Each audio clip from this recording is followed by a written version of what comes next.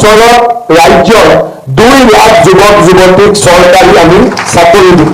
40 লাখ মহিলাক লাখপতি বাইদেউ হোৱাৰ সুযোগ দিয়াৰ বাবে আমি 25,000 টকাকৈ এককালীন অনুদান আগবঢ়াম আৰু অৰুণোদয় যোজনা 1250 টকাৰ পৰা ক্ৰমে 3,000 টকা মাহিলী লৈ যোৱাৰ বাবে আমি চেষ্টা কৰিম। CM ট্ৰিপলে ষ্টাৰ্টআপ আৰু উদ্যোগীকৰণৰ জৰিয়তে আৰু অতিৰিক্ত 10 লাখ যুৱকক আমি কৰ্মসংস্থাপন দিবলৈ আমি প্ৰয়াস আৰু প্ৰচেষ্টা কৰিম। ৰাজ সাহায্যযুক্ত দলত মচুৰ দাইল, চেনি, নিমখ আৰু মিঠাতেল আমি যোগান ধৰিম আৰু অত্যন্ত দুখীয়া পৰিয়াল ইয়াক আমি বিনামূলীয়াকৈ যোগান ধৰিম। আমি ৰাজ্যত এটা নতুন আন্দোলন কৰিব খুজিছো। প্ৰধানমন্ত্ৰী ডাঙৰীয়াই কয় 1 ডিষ্ট্ৰিক্ট 1 প্ৰডাক্ট। প্ৰধানমন্ত্ৰী ডাঙৰীয়াৰ কনচেপ্টক আমি আগুৱাই লৈ আমি ৰাজ্যত আৰম্ভ কৰিব খুজিছো এক নতুন বিপ্লৱ। 1 district 1 university 1 medical college 1 engineering college. 1 district এখন জিলা, এখন মেডিকেল কলেজ, এখন বিশ্ববিদ্যালয়, এখন অভিযান্ত্ৰিক মহাবিদ্যালয়। অসমৰ প্ৰতিখন জিলালৈ ইয়াক আমি আগুৱাই লৈ যাম। প্ৰাক প্ৰাথমিকৰ পৰা স্নাতকোত্তৰ পৰ্যায়লৈ KG to PG এই সমগ্ৰ শিক্ষাৰ যিটো চাৰ্কেল বৃত্ত তাক আমি বিনামূলীয়া কৰিম। প্ৰাদেশিকৰণৰ সমস্যা আমি সমাধান কৰিম আৰু ৰাজ্যত আমি শিক্ষা খণ্ডত এক নতুন বিপ্লৱ আনিম। ৰাজ্যত 40 লাখ মহিলাক লাখপতি বাইদেউ হোৱাৰ সুযোগ দিয়াৰ বাবে আমি 25,000 টকাকৈ এককালীন অনুদান আগবঢ়াম আৰু অৰুণোদয় যোজনা 1250 টকাৰ পৰা ক্ৰমে 3,000 টকা মাহিলী লৈ যোৱাৰ বাবে আমি চেষ্টা কৰিম।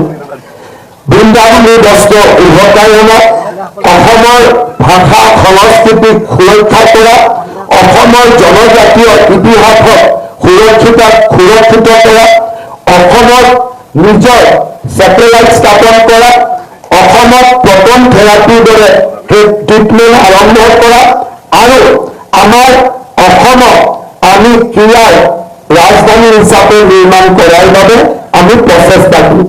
মিচিং, ৰাভা, সোণোৱাল কছাৰী, ধেমাল কছাৰী, দেউৰী, তিৱা আৰু বড়ো কছাৰী স্বায়ত্তশাসিত পৰিষদলৈ সাংবিধানিক মৰ্যাদা, বিষ্ণুপ্ৰিয়া, মণিপুৰী, ভৰ বা ৰাজগড়, মেৱাৰ, ভুজেল, চবৰ, সতনামী, কিৰণ সিং কেন্দ্ৰীয় চৰকাৰৰ OBC তালিকাত সন্নিৱিষ্ট জনজাতীয় বেল্ট এণ্ড ব্লকৰ পৰা বাংলাদেশী ন্যায় উচ্ছেদ কৰা আৰু অসমৰ প্ৰতিগৰাকী চাহ বাগিচাৰ মজদুৰক মাটিৰ পট্টা প্ৰদান কৰা।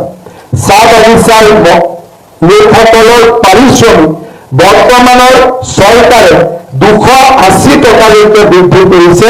আমাৰ প্ৰচেষ্টা হ'ব ইয়াক 5 বছৰৰ ভিতৰত 500 টকালৈকে লৈ যোৱা আমাৰ সংকল্প হ'ব। আমি অসমত নতুনকৈ 15 লাখ প্ৰধানমন্ত্ৰী আৱাস যোজনাৰ আমি গৃহ প্ৰদান কৰিম। কিন্তু আটাইতকৈ ডাঙৰ কথা, চাহ বাগিচাৰ শ্ৰমিকক মাটিৰ পট্টাৰ লগে লগে আমি তেওঁলোকক প্ৰধানমন্ত্ৰী আৱাস যোজনাৰ একোটাকৈ ঘৰ দিয়াৰ বাবে আমি প্ৰচেষ্টা কৰিম। আমি অসমৰ কৰ্মচাৰী সমাজক প্ৰতিশ্ৰুতি দিছো যে আমি আমাৰ দৰমহা আয়োগৰ প্ৰতিবেদন কেন্দ্ৰীয় চৰকাৰৰ লগত একে দিনৰ পৰাই আৰু একেটা মানদণ্ডৰে আমি ৰূপায়ণ কৰিম।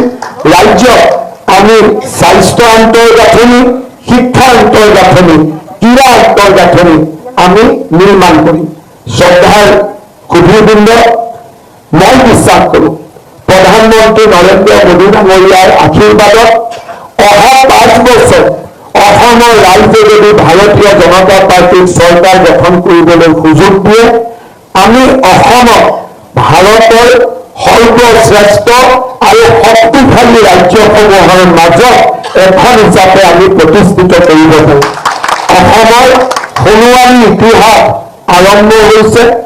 আমি আমাৰ ভৱিষ্যত প্ৰজন্মৰ বাবে আমি অসমৰ কৃষকৰ বাবে, আমি অসমৰ শ্ৰমিকৰ বাবে, আমি অসমৰ জনতাৰ বাবে অহা 5টা বছৰ আমি নিৰন্তৰ কাম কৰিম। কৃষকক MSP আৰু আধুনিক কৃষিৰ আন্তঃগাঁথনি আৰু উদ্যোগীকৰণত কৃষি আৰু উদ্যোগীকৰণ দুইটাকে সমান্তৰালভাৱে আমি আগুৱাই লৈ গৈ অসমক আমি এক নতুন সপোন দিম, যাতে অসম অসমীয়া ভাৰত আৰু ভাৰতীয়ৰ আকাশ চোৱাৰ সপোন দেখিব পাৰে আৰু আমি সঁচাকৈ আকাশখনক চুবৰ বাবে আমি ভাৱবান হ'ম। বহুত বহুত ধন্যবাদ।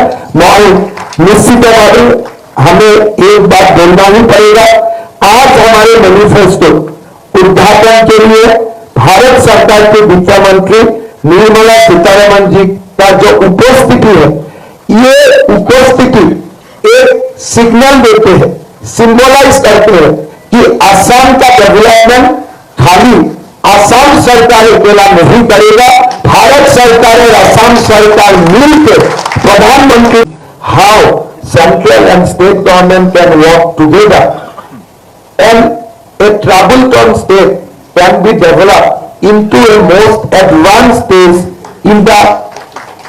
among our country.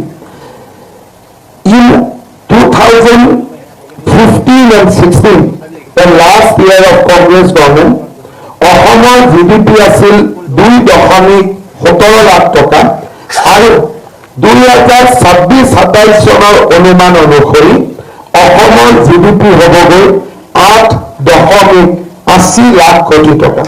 অৰ্থাৎ 2027-28 চনত আমি 10 লাখ কোটি টকাৰ অৰ্থনীতিলৈ পৰিৱৰ্তন হ'ম।